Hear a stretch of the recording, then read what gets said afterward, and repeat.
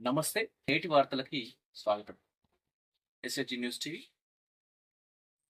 అసంపూర్తిగా ఉన్న సాగునీటి ప్రాజెక్టులు పూర్తి చేయడం ద్వారా వేగంగా ఆయకట్టు సాగునీరు అందించాలని ముఖ్యమంత్రి రేవంత్ రెడ్డి సంకల్పించారు. 241 కోట్లు ఖర్చు చేయడం ద్వారా 38,000 ఎకరాలకు వేగంగా సాగునీరు అందించే 6 ప్రాజెక్టులపై ఆయన దృష్టి సారించారు. తక్కువ ఖర్చుతో అసంపూర్తిగా ఉన్నవి పూర్తి చేయాలని నిర్ణయించారు. రాష్ట్రంలో కృష్ణా, గోదావరి పరివాహక ప్రాంతాల్లో అర్ధంతరంగా పనులు నిలిచిపోయిన ప్రాజెక్టుల వివరాలను నీటిపారుదల శాఖ ఇంజనీర్ల నుంచి తెప్పించుకుని సీఎం పరిశీలించారు.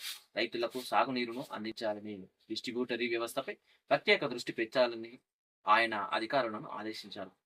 ఇటీవల పలు దఫాలుగా ఆ ప్రాజెక్టులపై చర్చించిన ముఖ్యమంత్రి ఖర్చులతో తక్కువ ఖర్చుతో పూర్తయ్యే ప్రాజెక్టులు వీలైనంత తొందరగా సాగునీటిని అందించేందుకు వీలున్న వాటిని చేపడితే రైతులకు మేలు జరుగుతుందని, ఇందుకు అవసరమైన అంచనాలను సిద్ధం చేయాలని అధికారులకు సూచించారు. ఎందుకు ఇందులో భాగంగా గోదావరి పరివాహక ప్రాంతంలోని Neelwai project, Pindri project, Palem project, Mattadivagu project, SRSP stage 2 Sadarmat ప్రాజెక్టులను చేపట్టాలని నిర్ణయించారు.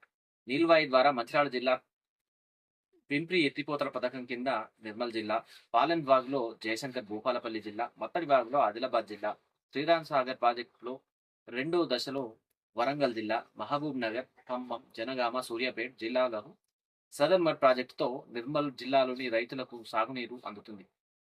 వీటికి సంబంధించి పనులు పూర్తి చేసేందుకు దాదాపు 241 కోట్లు ఖర్చవుతుంది అని నీటిపారుదల శాఖ అంచనాలు రూపొందించింది, ప్రభుత్వానికి అందజేసింది.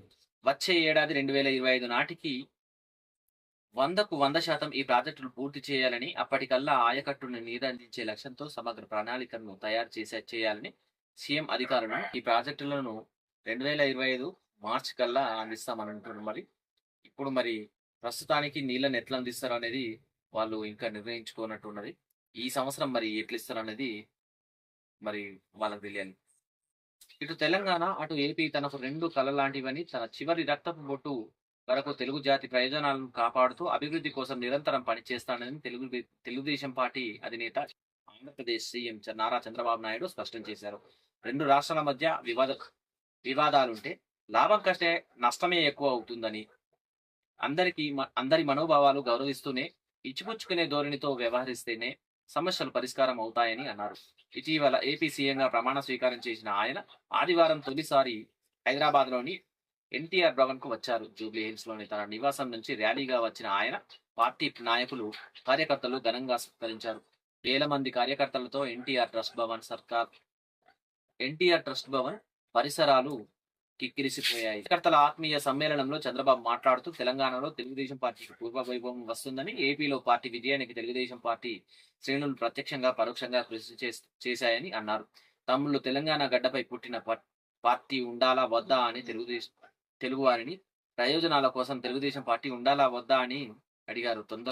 తొందరలోనే తెలంగాణలో తెలుగుదేశం పార్టీ పునర్నిర్మిస్తా, యువకుల్ని ప్రోత్సహిస్తూ నుండి 40 ఏళ్ల పాటు పార్టీకి పనిచేసే సమర్థత, నాయకత్వాన్ని తయారు చేసుకుందాం. ప్రత్యేక శ్రద్ధ పెట్టి ఇక్కడ పార్టీని అభివృద్ధి చేద్దాం. త్వరలోనే నేను మళ్ళీ హైదరాబాద్ కు వస్తా. పార్టీ ఆఫీస్ లో సమయం ఇస్తా. మీ దగ్గరకు వచ్చి ఎప్పటికప్పుడు అందుబాటులో ఉంటా. నన్ను అకారణంగా జైల్లో పెడితే ఆ రోజు హైదరాబాద్ లో మీరు కూడా చూపించిన చొరవ నా జీవితంలో ఎప్పుడు మర్చిపోలేని నన్ను. కరెక్టే. ఇక తెలుగు రాష్ట్రాలు ఆయనకు రెండు కళ్ళు తీరే. ఎందుకనంటే ఇక్కడ ఉన్నది రేవంత్ రెడ్డి, ఆయన శిష్యుడు, అక్కడ ఉన్నది ఆయన. రెండు రాష్ట్రాలను కూడా కాపాడుకోవాలి కదా. మళ్ళీ నెక్స్ట్ ఇక్కడ బాగా పెట్టడానికైతే ఆలోచిస్తున్నానని అర్థమవుతుంది.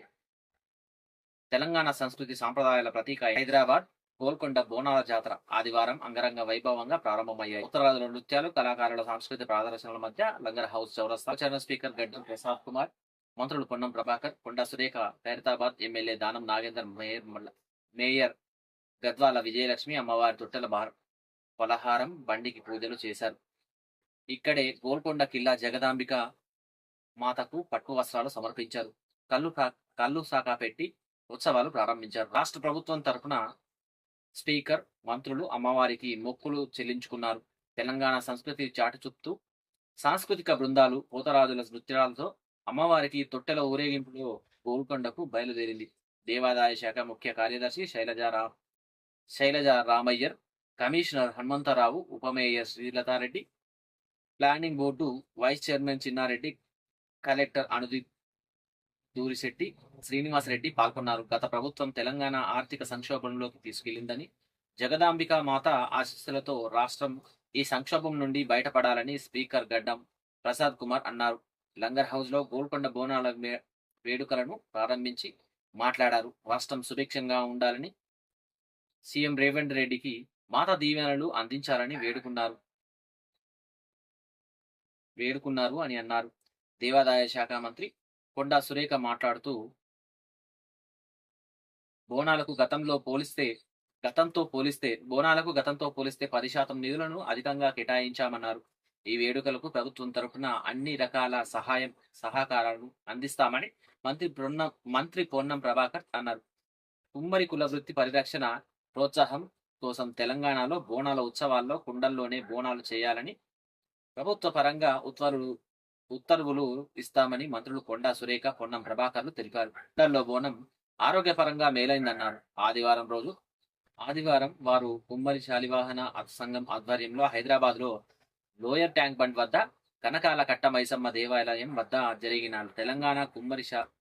తెలంగాణ కుమ్మర్ల తొలి బోనాల జాతరలో మంత్రులతో పాటు ముషీరాబాద్ ఎమ్మెల్యే ముఠా గోపాల్, రాష్ట్ర కుమ్మర శాలివాహన సంఘం అధ్యక్ష ప్రధాన కార్యదర్శులు జయంతరావు, దయాకర్లు పాల్గొన్నారు.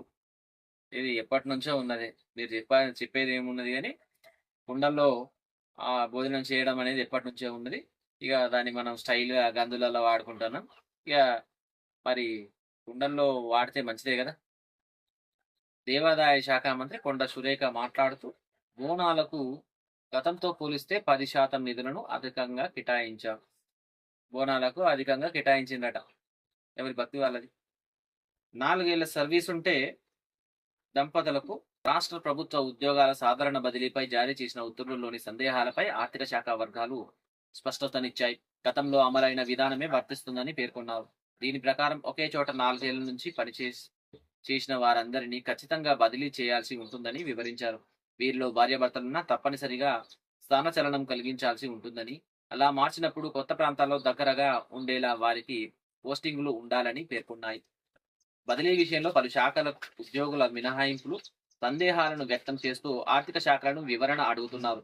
దీనిపై 2018లో సాధారణ బదిలీల సందర్భంగా జారీ చేసిన సర్క్యులర్ మెమో నంబరు 2934 ప్రకారం నిబంధనలను అనుసరించాలని ఆర్థిక శాఖ సూచించింది. ఈ మెమోలో 8వ నిబంధన ప్రకారం దీనిపై 2018లో సాధారణ బదిలీల సందర్భంగా జారీ చేసిన సర్క్యులర్ మెమో నంబరు 2934 ప్రకారము నిబంధనలను అనుసరించాలని ఆర్థిక శాఖ సూచించింది.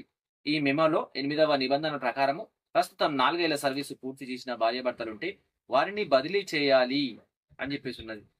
చాలా మంది ఉద్యోగ దంపతుల్లో ఒకరు నగరంలో, మరొకరు గ్రామీణ ప్రాంతాల్లో పనిచేస్తున్నారు. వీరంతా భాగస్వామి నగరంలో పనిచేస్తున్నందున తమకు కూడా అక్కడే బదిలీ చేయాలని స్పౌస్ కేసు నిబంధన కింద గట్టిగా అడుగుతున్నారు.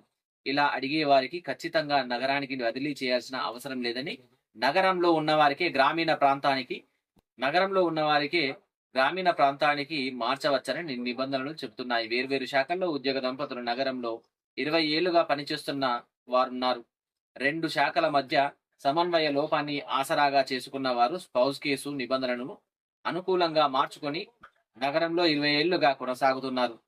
నిబంధనల ప్రకారం వేర్వేరు శాఖల్లో పనిచేస్తున్న ఇద్దరికి నగరంలో 4 ఏళ్ల సర్వీసు పూర్తయితే ఖచ్చితంగా ఇతర ప్రాంతాలకు బదిలీ చేయాలని, అలా చేసే సమయంలో మాత్రమే స్పౌస్ కేసులు పరిగణనలోకి తీసుకుని వారికి గ్రామీణ ప్రాంతాల్లో ఒకే చోట పోస్టింగ్ ఇవ్వాల్సిన అవసరం ఉంది.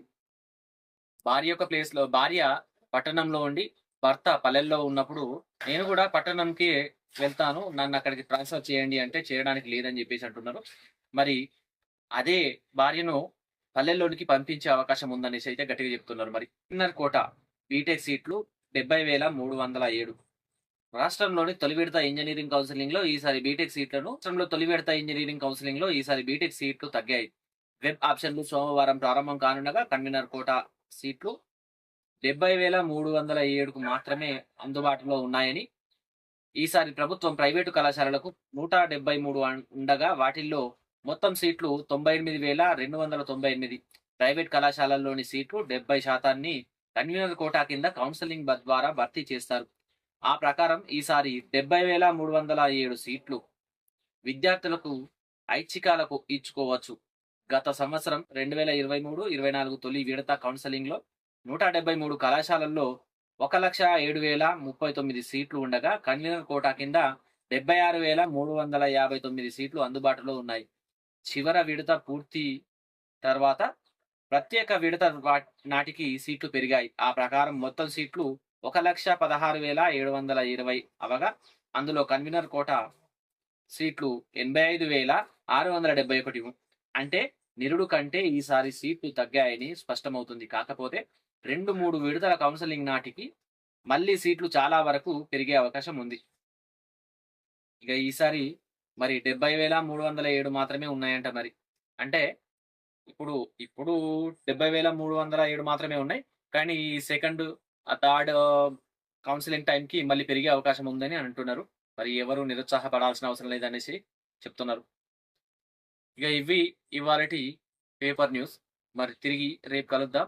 మీరు ఖచ్చితంగా వ్యూ చేస్తేనే, స్కిప్ చేయకుండా వ్యూ చేస్తేనే మాకు లాభం ఉంటుంది, మాకు న్యూస్ చేయాలనిపిస్తుంది. సో దయచేసి మమ్మల్ని అర్థం చేసుకోండి.